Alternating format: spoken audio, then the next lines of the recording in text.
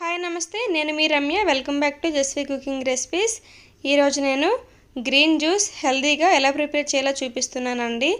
ముందుగా ఒక mixie jar తీసుకొని అందులో 1 కప్పు వరకు గ్రీన్ గ్రేప్స్ వేసుకోవాలి. తర్వాత అరకప్పు కుకుంబర్ ముక్కలు వేసుకోవాలండి. కుకుంబర్ అంటే కీరా అండి.